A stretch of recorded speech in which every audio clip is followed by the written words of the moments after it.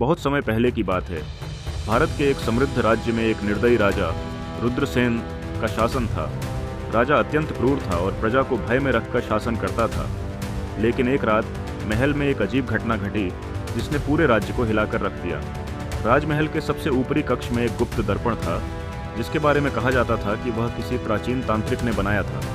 किंवदंती थी कि जो भी उस दर्पण में रात के तीसरे पहर देखेगा उसकी परछाई उसमें कैद हो जाएगी और वह हमेशा के लिए शापित हो जाएगा। राजा रुद्रसेन इन कथाओं पर विश्वास नहीं करता था, इसलिए उसने अपने सेनापति को दर्पण देखने भेजा। सेनापति जैसे ही उस दर्पण के सामने खड़ा हुआ, उसकी चीखें पूरे महल में गूंज उठी। राजा और उसके सैनिक दौड़कर कक्ष में पहुंचे, लेकिन वहां सेनापति नहीं था। केवल दर्पण में उसकी परछाई दिख रही थी जो तड़प रही थी। यह देख राजा के माथे पर चिंता की लकीरें आ गईं, लेकिन वह अभी भी अडिग था। अगली रात राजा स्वयं उस दर्पण को देखने गया।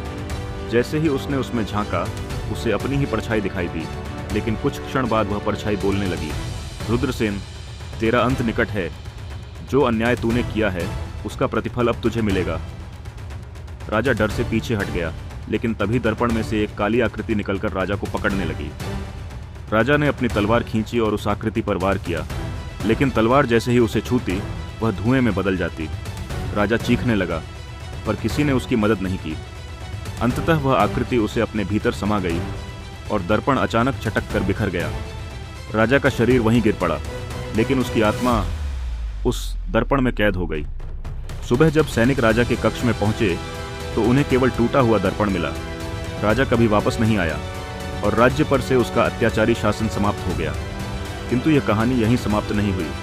कुछ वर्षों बाद एक नए शासक युवराज विक्रम ने राजमहल का पुनर्निर्माण करवाया।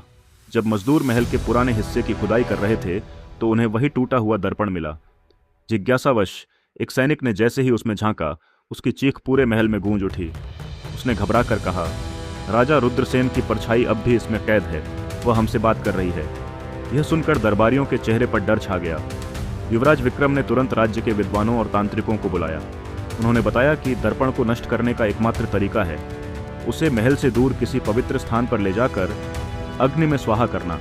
लेकिन जब सैनिकों ने दर्पण को उठाने की कोशिश की तो वह असहनीय रूप से भारी हो गया, मानो कोई अदृश्य शक्ति उसे पकड़े हुए हो। रात के तीसरे पहर जब चंद्रमा अपनी पूर्ण आभा में चमक रहा था, महल में अजीब सी घटनाएं होने लगीं।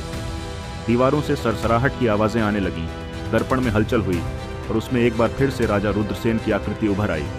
उसने क्रोध भरे स्वर में कहा, मुझे मुक्त करो या मैं इस राज्य को तबाह कर दूंगा। युवराज विक्रम ने हिम्मत नहीं हारी। उन्होंने अपने मंत्रियों के साथ मिलकर रात भर एक यज्ञ करवाया। जैसे ही मंत्रों की ध्वनि गूंजने लगी, दर्पण में फंसी काली परछाई चिल्लाने लगी। देखते ही देखते दर्पण की सतह पर दरारें पड़ गईं और अंततः वह हजारों टुकड़ों में बिखर गया। राजा रुद्रसेन की आत्मा एक अंतिम चीख के साथ सदा के लिए मुक्त हो गई। इसके बाद राजमहल में शांति स्थापित हो गई और राज्य एक बार फिर समृद्धि की ओर बढ़ने लगा।